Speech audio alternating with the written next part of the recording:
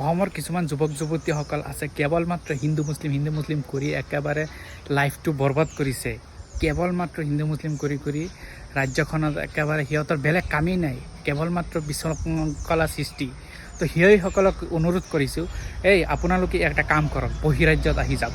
বিভিন্ন ৰাজ্য আছে য'ত শিক্ষাৰ হাৰটো বেছি, য'ত শিক্ষিত মানুহৰ লগত ঘূৰা ফিৰা চলা ফিৰা কৰাৰ পিছত বহু কিবা শিকিব পৰা যায়। তো শিক্ষিত ৰাজ্যখনত যদি আপোনালোকে আহে তেনেহ'লে বহুত কিবা কিবি শিকিব পাৰিব। তো মই ভাবোঁ আপোনালোকে আহক, আহি পেলাই এই মানুহৰ লগত চলা ফিৰা হিন্দু মুছলিম কৰি ব্ৰেইনটো একেবাৰে ৱাছ হৈ গৈছে আপোনালোকৰ। ইয়ালৈ আহক, আহি পেলাই বহিৰাজ্যৰ মানুহৰ লগত একে থালিত বহি হিন্দু মুছলিম সকলোৱে কিন্তু ভাত খাব জানে, কিন্তু আমাৰ অসমত কেৱল মাত্ৰ ঝগড়া লগাব জানে আৰু সিহঁতে কেনেকৈ বিশৃংখল সৃষ্টি কৰিব ইয়াৰ ক্ষেত্ৰত বেছি গুৰুত্ব। তো যিসকলে কৰে তেখেতকে কৈছোঁ, আপোনালোকে বেলেগ ৰাজ্যত আহক, আহি পেলাই চাওক শিক্ষাৰ ক্ষেত্ৰত, উন্নয়নৰ ক্ষেত্ৰত, বিভিন্ন পঢ়াৰ ক্ষেত্ৰত, মিলাপ্ৰীতিৰ ক্ষেত্ৰত কেনেকৈ আগবঢ়াব পৰা যায়। ইয়াৰ ক্ষেত্ৰত আপোনালোকে আহক, ইয়াত আহি সমালোচনা কৰক না, শিকক। জীৱনত বহু কিবা শিকিবলৈ আছে, কিন্তু অসমৰ ক্ষেত্ৰত আপোনালোকে একেখন ঠাইতে বকি নিজৰ মূৰৰ মালটো একেবাৰে শেষ কৰি আছে। তো আপোনালোকে আহক। যিসকলে বেছি হিন্দু মুছলিম কৰি থাকে, যাৰ ভিতৰত ঘৃণা বস্তুটো ভয়াৱহভাৱে বৃদ্ধি হৈ আছে, সেইসকলে আহক, আহি পেলাই চাওক যে বেলেগ ৰাজ্যত শিক্ষাৰ ক্ষেত্ৰত কিমান আগবাঢ়িছে, আজি উন্নয়নৰ ক্ষেত্ৰত কিমান আগবাঢ়িছে, নিবনুৱাৰ ক্ষেত্ৰত কিমান, যিসকল নিবনুৱা আছে কেনেকৈ উদ্যোগীকৰণ কৰি নিজৰ উদ্যোগতা গঢ়ি তুলি তেখেতে কেনেকৈ আজি আগবাঢ়িব পাৰিছে, সেইবিলাক আহি শিকক। শিকি পেলাই আপোনালোকে ৰাজ্যখনত গৈ এনেকুৱা সমালোচনা কৰক।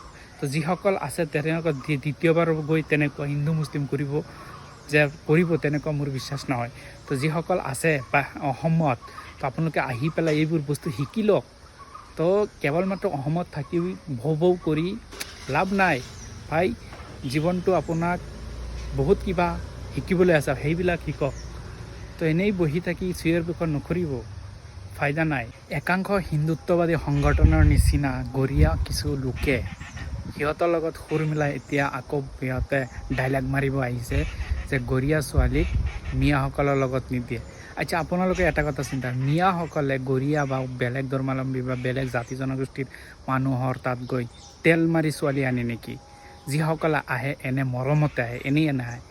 তো যিসকলে এনে ধৰণৰ মন্তব্য দিছে, সেই কোন ধৰণৰ মন মানসিকতাৰ মানুহ সেইটো মই নাজানো, কিন্তু এই যে এটা পৰিৱেশ সৃষ্টি কৰিব আহিছে কিছুমান হিন্দুত্ববাদী সংগঠনৰ কিছুমান নেতাসকলৰ নিচিনা, এতিয়া বৰ্তমান তেখেতেও সিহঁতৰ লগত সুৰ মেলাই এনেকুৱা ধৰণৰ মন্তব্য দিব বিচাৰিছে।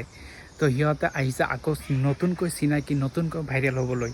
এতিয়া কিছুমান দলৰ সংগঠনৰ নেতাৰ পৰিচয় দি আজি তেখেতে আহিছে যে মিয়াক কেনেকৈ আকৌ এই ৰাজ্যখনত কেনেকৈ উৎপাত কৰিব পৰা যায়, কেনেকৈ এটা বিতৰ্ক সৃষ্টি কৰিব পৰা যায়, এনেকুৱা কিছুমান দালাল ওলাইছে।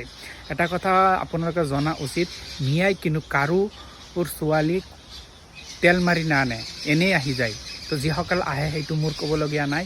তো মিয়াসকলে কাৰোবাৰ ঘৰত গৈ বহি থকা নাই যে মিয়াসকলক ছোৱালী দিবলৈ। মিয়াসকলৰ কৰ্ম দক্ষতা আৰু যি বৰ্তমান যি শিক্ষাৰ ক্ষেত্ৰত আগবাঢ়িছে সেইবোৰ চাই ছোৱালীবোৰ আহে, এনেই নাহে। আৰু কাৰো ছোৱালীবোৰ এনেকুৱা ৰেকৰ্ড নাই যে জোৰ জবস্তি আনিছে নেকি, অনা নাই। তো আপোনালোকে আইনগতভাৱে গৈ গোটেইখিনি ডাটা ওলাই চাওক, মিয়াৰ কোনো ভুল নাই, মিয়াক ফচাবলৈ এনেধৰণৰ মন্তব্য। আৰু মিয়া শব্দটো মুখত লৈ ভাইৰেল, সেইকাৰণে উদ্দেশ্য কৰি তেখেতে আজি এই সামাজিক ক্ষেত্ৰত আহি চিঞৰ বাখৰ লগাইছে, পৰিচয় লাগে নেতা বুলি। মিয়া কাৰো ছোৱালী জোৰ জবস্তি নাহে, এই যে জেহাদ পেহাদ কৈ বহুত ধৰণৰ মন্তব্য কৰিছে, কিন্তু আচল ঘটনাৰ সত্য পোহৰলৈ কোনে টানিব পাৰিছে? এনেই সামাজিক ক্ষেত্ৰত পৰিচয় হ'বলৈ, চিনাকি হ'বলৈ, ভাইৰেল হ'বলৈ কিছু নেতাসকলে আহি এনে উৎপাত কৰিব বিচাৰিছে। তো যাৰ বৰ্তমান মিয়াসকলে বৰ্তমান শিক্ষাৰ ক্ষেত্ৰত, উন্নয়নৰ ক্ষেত্ৰত কেনেকৈ আগবাঢ়িব লগা যায় সেয়াৰ ওপৰত গুৰুত্ব দিছে। আজিৰ দিনত চাওক শিক্ষাৰ ক্ষেত্ৰত মিয়াসকলে কিমান আগবাঢ়িছে।